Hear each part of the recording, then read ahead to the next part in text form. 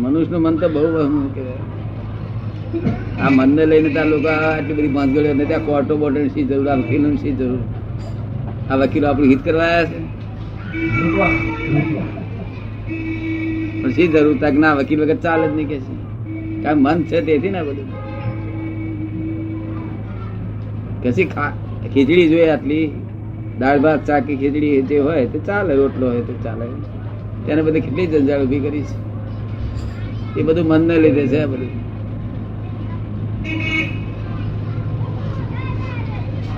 બરોબર લાગે પડ્યું કે ભાઈ? ત્યાં નાની પૂછમાં ત્યાં મારીને ખોરવાનું હોય, શું કહ્યું? અને એ મેળીને ના ખોરે, એ મેળીને વધારે ખોળે, હું ના ખોડું. એ ઊંધું છે.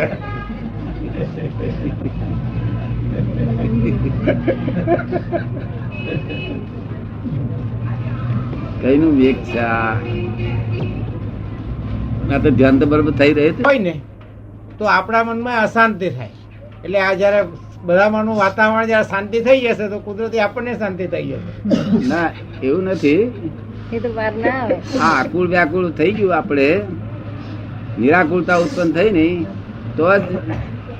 તો જ મનની શાંતિ સાચી. બાકી આ મનની શાંતિ તો તમારી આકુળતા સાથે નહીં. કે આખા જગત ની જે શાંતિ છે તે આકુળતા સાથે નહીં, સમજે ને? અને આ નિરાકુળતા સાથેની છે. નિરાકુળતા એટલે આપણને મોક્ષ એક અષ્ટમાંશ થઈ ગયો. નિરાકુળતા એક ગુણ ઉત્પન્ન થયો આપણામાં, બીજા 7 ગુણ ઉત્પન્ન થશે ત્યારે પૂર્ણાહુતિ થઈ. શાંતિ હોય તો અહીં તરફડાટ થયા કરે, કારણ કે આરોપિત ભાવ છે, કલ્પિત ભાવ છે. આપ સમજો ને?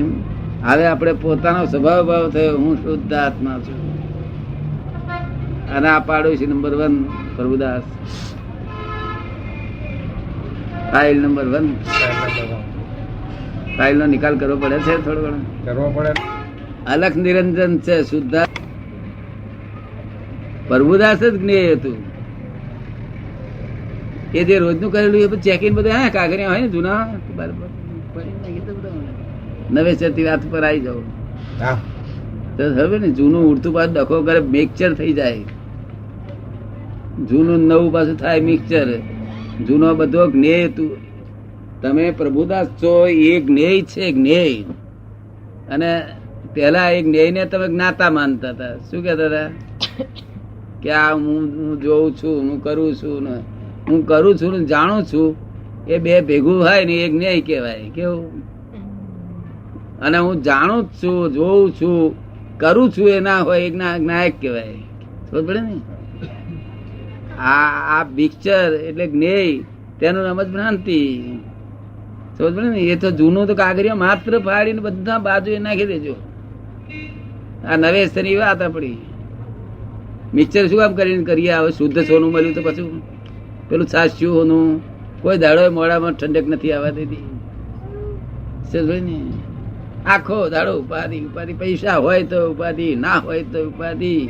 સારું જમણ આવે તો ઉપાધિ, ખોટું આવે તો ઉપાધિ. શું હું કઈક છું, હું કઈક છું. એટલે શું છું? ના મરવાનો હોય તો કે હું છું, પણ મરવાનો તો છે જ. પાછું આપડે કઈક બસાવવાનું એક્સટેન્શન લઈએ તો ના, એક્સટેન્શન ના મળે કે એક્સટેન્શન એ મળતું નહીં પડ્યું. અને આ કાયમ તો મળતો જ નથી ને. શું કે છે? જીવાત્મા તો મળતો જ નથી, તો ખોડિયું ચાલ્યું જાય છે. હા, એમ નહીં. જીવાત્મા થતો જ હોતો જ નથી. જીવાત્મા જ્યાં સુધી પોતાની માન્યતા હું પ્રભુદાસ તો હરી એ છે તે એ ટેમ્પરરી છે, એડજસ્ટમેન્ટ. અને હું શુદ્ધાત્મા છે, પરમાનન્ટ. ત્યાર પછી અમારો પદ થયો. પેલું બધું બધું ખોટું. સમજ પડે ને? એ તો બધું રિલેટિવ છે. રિલેટિવ એ જ્ઞાન એ રિલેટિવ છે. ફળ આપે નહીં, માન્યતા ખાલી. અને આ તો પદ્ધત નું આ જ્ઞાન પોતે જ ચેતન છે, એની મેરેજ કર્યા કરે. સમજ પડે ને? હું શુદ્ધાત્મા છું, એની મેરે આવે. બીજું બધું આવે. આ 5 વાક્યો એની મેરે હાજર થયા કરે. જરૂર પડે કે ત્યાં હાજર થઈ જાય. કશું બની ગયું કે તરત વ્યવસ્થિત હાજર થઈ જાય. એ થોડું એની મેરે આવે છે કે યાદ કરવું પડે? યાદ કરવું પડે. હે અત્યાર સુધી જે જાણેલું હતું તે અજ્ઞાન. ત્યાં કે અજ્ઞાન કેમ હોય છે? અજ્ઞાન તો હોય નહી, જાણીએ બધું જ્ઞાન જ હોય. ત્યાં કે ના, જ્ઞેય ને જાણ્યું. શું કહ્યું? જ્ઞેય ને જાણે. જ્ઞાયક થઈને જ્ઞેય ને જાણે ત્યારે જ્ઞાન કહેવાય. હવે જ્ઞાયક થયા તમે. શું થયું તમને સમજાયું? જ્ઞાયક, જ્ઞાતા, દ્રષ્ટા, પરમાણુ પોતાના સ્વરૂપમાં જ રહેવાનું. હવે રિલેટિવ રિયલ નો અભ્યાસ કરજો થોડો થોડો. 1 કલાક રહે છે ને તો બહુ થઈ ગયું આખા દાડામાં. ઉડતું આ અવતારમાં એ ગૂંચો પાડી લીધે એને નડે છે ઉડતી. ગયા અવતાર ગૂંચો પાડી લીધે તેને આ અવતાર ભોગવવી પડે. ભોગવવા માટે તો 2 ધારણ કરવો પડ્યો છે. આ ફરી ગૂંચો બીજી પાડતા નથી ને.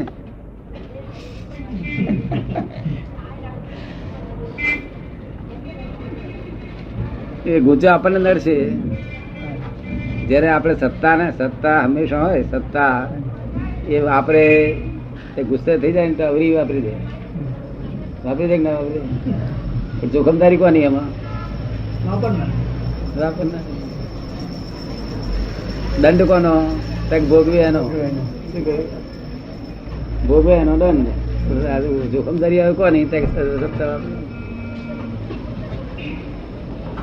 જેટલી જે સત્તાનો આપણે દુરુપયોગ કરીએ એ સત્તા આપણી જતી રહે.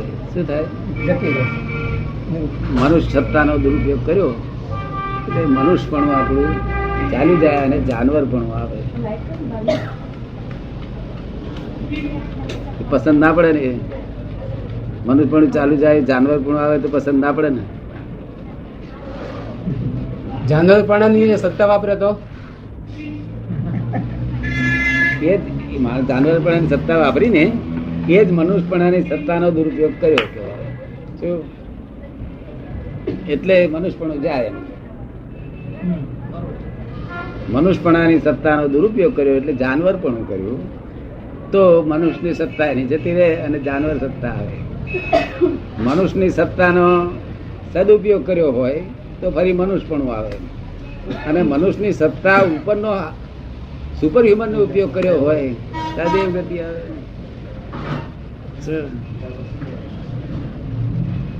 તમે સમજાય છે? થોડું થોડું. જય જઈને આયા તો શુદ્ધિના ઉપાય, ચિત્ત શુદ્ધિના ઉપાય શું એમ કે છે? એ જ્ઞાની પુરુષ ની આજ્ઞા મરે એવું એ જ્ઞાની પુરુષ ચિત્ત શુદ્ધિ કરી આપે એક વખત, પછી બગડે જ નહીં ને. પ્રભુ સ્મરણ ની જરૂરિયાત ખરી?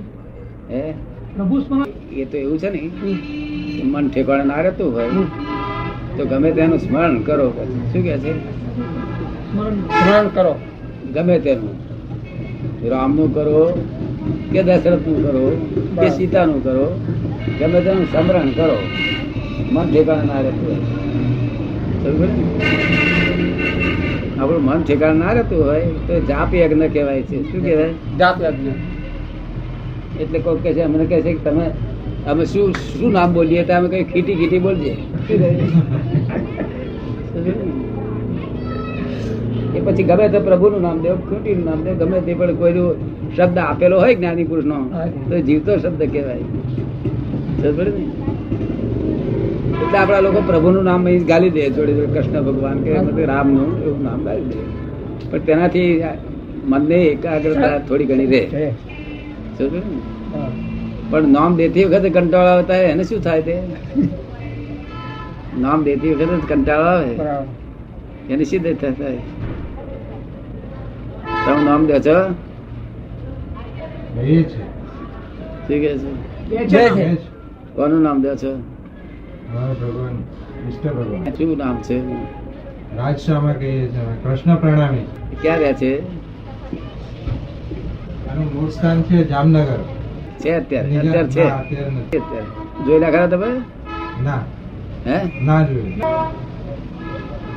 એવું છે ને, બને એટલો પ્રયોગ આપણે ઓળખણ વાળો હોય તો રાખો. આમ ના ઓળખણ વાળા હોય ને આમ આખે જોયેલા હોય, જેની વાતચીત કરી હોય એવું હોય તો લાભ થાય. જે વાતચીત ના કરી હોય, ભેગા ના થયેલા શેનો લાભ થાય? શું લાભ થાય? અત્યારે જવાહરનો ફોટો હોય તે આપણે એમને પગે લાગીને આપણે સહી કરાવવા જે કોર્ટમાં સહી કરે એ તો જે અત્યારે જવાહરને બધે જે હોય તે જ કામ કરી આપશે. શું કહ્યું? હાજર હોય તે કામ કરી આપશે. જવાહર કોઈ કશું કામ થાય તે ડેડ લોડ તો ચાલે નહીં. શ્રદ્ધા હોય તો હે શ્રદ્ધા અખંડ શ્રદ્ધા ભગવાનમાં હોય એ શ્રદ્ધા છે હમ. એટલે જ ચાલે છે. જો હા. શ્રદ્ધા ના હોય તો કશું જ ચાલે નહીં, જરાય ના ચાલે. શ્રદ્ધા છે ને એ ચાલે, પણ તે કઈ બહુ ખોટું ફળ આપે નહીં.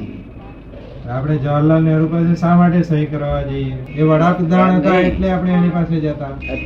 અત્યારે કોઈ ઓફિસર ને આપણે અહીંયા હોય તો ઓળખતા હોય તો આપણું કામ થાય, પણ જવાહરને જોડે આમ કરવા જઈએ તો થાય કે અત્યારે છે નહીં. હા, પણ એ સત્તા તો જવાહરલાલ નહેરુ ની પછી ઇન્દિરામાં આવી કે મોરારજીભાઈ માં છે અત્યારે. સચ્ચિદાનંદ. એટલે આ તો હાજર હોય ને તેની વાત કામ લાગે, નહીં તો આપણે ગેરહાજર થઈ ગયા એ શું કામ લાગે?